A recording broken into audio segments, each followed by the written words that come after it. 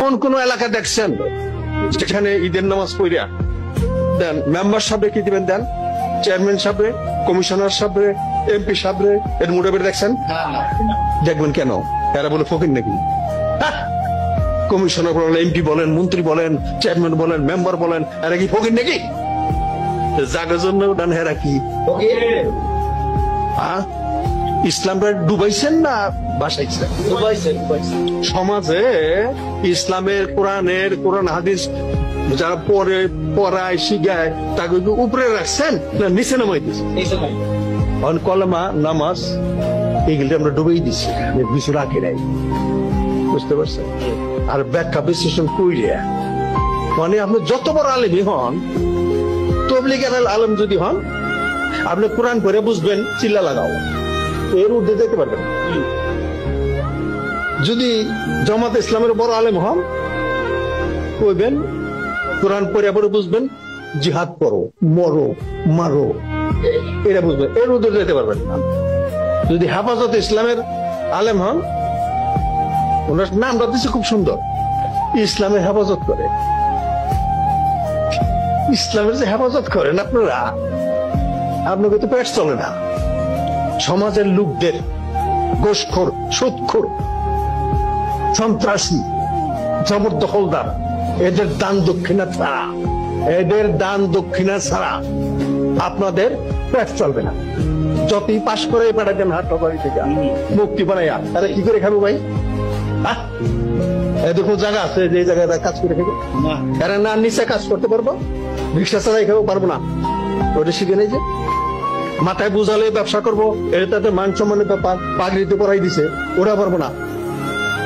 যদি বড় কাম দেই, যান আপনাকে জজ কোর্টের জজ বানাই দিলাম, বিচারক, পারবো না? উনি আইনের দ্বারা ধরা কিছু বড় না, পারবো? উনার দিমুকুন জায়গায় শেষ পর্যন্ত উনি নিজের এই বাইসা লিব যে কি করবা, হয় এতিমখানা দাও, এতিমখানা আমার টাকা পয়সা সমাজ থেকে সাহায্য দাও, ওগুলি বাগযোগ করে খাও। অথবা মসজিদের ইমাম সাহেব যদি পুরান মসজিদ থাকে, ওই ইমামের দুর্নাম টুর্নাম পড়িয়া পরীক্ষা দিয়ে ধাক্কা দিয়ে তুমি দেবো। অথবা তাও যদি না পারো, তো সমাজে প্রভাবশালী আছে, কোন এলাকা যাই দেখো, তারা যে আপনি একটাবার ব্যস্ত যদি পাইতে চান, ব্যস্তের আপনার কোনো অসুবিধা নাই, খালি 2 কাটা জায়গা মসজিদের নামে দেন। এই মসজিদ যতদিন থাকবো, আপনার মরার পরও সব খালি যাইতেই থাকবো গাড়ি বলিয়া। আপনি বেচতে যাবেন না, বেচতে যাবো কারা? এটা বুঝাইছো যে কোন রকমের 2 কাটা জায়গা নিয়ে মসজিদ বসাবেন, বসাইয়া এখানে একটা দান বাক্স দিবেন, বই লিয়ে পাঠাই দিবেন জায়গায় জায়গায়। দান করা বই বুঝেন না, ছাপাই নিব। আমরা একবার নদী পাড়ি দিতেছিলাম, প্রোগ্রাম করে আসতেছিলাম হারিচা থেকে, মানে পদ্মা নদীর ভিতরে তাল এই খুলে দিছি গাড়ির বাতাস পাস করতে। ওখানে একজন আইসি এরম বইলে দেন কি মসজিদের, কোথায় মসজিদ? নদীর মাঝখানে মসজিদ কোথায়? না নদীর মাঝখানে, ওটা কোথায়? কয় এই সিরাজগঞ্জ না কোন জায়গায় কথা খুঁজে। আমি কই তাই আপনার ওখানে মানুষ নাই, এ নেছেন কে? মসজিদে ভালো কথা হনি করবেন, ও না আইছি এখন কি করব দেন। তা আমরা তো আশা করি, দেই না। উনি টের পাইছে যে আমরা দিব না, অনেক কয় বুঝছি দিবেন না, মরবেন না, কবরের ভিতরে 99টা সাপে কামড়াইব, দিলাম না কইয়া যাইতেছি। আমি ডাকছি হুজুর আসেন আসেন, ভাবছো হতে দিব। আবার আইসে, আমি তো ভাই এই যে কবরের ভিতর 99টা সাপে কামড়াইব বলবে, আচ্ছা 99টা সাপ যদি কোনো কবরে থাকে, ছোটই হোক বড়ই হোক, এই সাপে কি ডিম ডুম পারে না? পারে। সাপের ডিম পারলে আবার নতুন বাচ্চা বুঝতে হয় না? হয়। তো ওইলে 99 আর কতকাল করবে? ওখানে কিছু পারে নাই, উনিও আসে, মানে এগুলো বানোয়াট কথা। কথা বলতে 99 সাপ হবে কই থেকে? কেউ কেউ কব বড় এক অজগর কবরের ভিতরে আপনারে একটারে সবল দেয়া গিল্লা খাইব। কথা বলতে যদি দিয়া যান, যদি দান দক্ষিণা করেন, তাইলে মাপ পেয়ে যাবে, দেন। এই সমস্ত কথা বইলা টাকা কালেকশন করে। আমার মনে হয় বাংলাদেশে এরকম কোন ওয়াজ নাই যে ওয়াজের উদ্দেশ্যই হলো টাকা কালেকশন করা, হয় মসজিদের জন্য হোক, না হয় মাদ্রাসার জন্য হোক, বা এতিমখানার জন্য হোক, এই ছাড়া কোনো ওয়াজ নাই।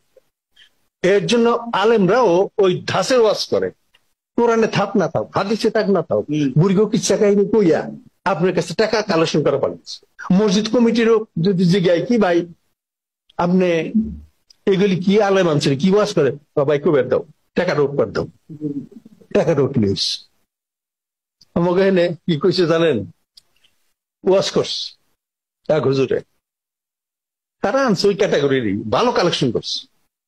শেষ মতো কইতাছে, আজকে এখানে যে 1 লক্ষ টাকা দিব, বেস্তের দরজা কিনা ভালাইব। বুঝছেন, হুজুর কইতাছে 1 লক্ষ। তো উনি 30 বছর 35 বছর পর্যন্ত কোরআন হাদিস পড়িয়া যখন এতটুকু দেখে নাই যে বেস্তের মালিক আল্লাহ, আমি কেন 1 লক্ষ টাকায় দরজা বেশি, বেস্তের দরজা, এটা তখন উনি দেখে নাই। তাহলে ওনারে কি আপনারা কানা করবেন না চক্ষুষ্মান করবেন? এখন এক লোক আছে ওই যে কইছে 1 লক্ষ টাকা বেস্তের দরজা কিনা লাগবে। এক লোক আছে মনে করেন তার ব্যাংকে 500 কোটি টাকা জমা আছে, সে মনে মনে চিন্তা করে এত টাকা কিভাবে যে কামাইছি আর কেউ না জানলে আমি তো জানি, আর মনে যাবো এটাও ঠিক। হুজুরে যখন 1 লক্ষ টাকাই বেস্তের দরজার ব্যস্ত আছে, তাইলে এটা রেটটা চিপ রেট ওনার জন্য, চিপ রেট। আপনাকে 10-20 টাকা আর ওনার হলো 1 লাখ এক সময়। উনি চিপ রেটে পাইয়া হাত উঠেছে, আর হুজুর খুব খুশি, মার হাবা মার হাবা, আসতে দেন আসতে দেন, কাজে গেছে। উনিও এত কোটি কোটি টাকা কামাইছে, এই জ্ঞানটা ওনার নাই বেস্টের মালিক আল্লাহ। আমি কেন এই হুজুরের কাছে 1 লক্ষ টাকা দিয়া বেস্তির দরজা কিনি, এই জ্ঞান যখন ওনার নাই, উনি যখন এটা দেখে নাই, ওনারও চক্ষুষ্মান বলা যাবে না, উনি 1 কানা।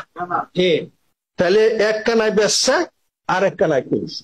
ধর্মের নামে কানার হাট বাজারটা জমছে কেন?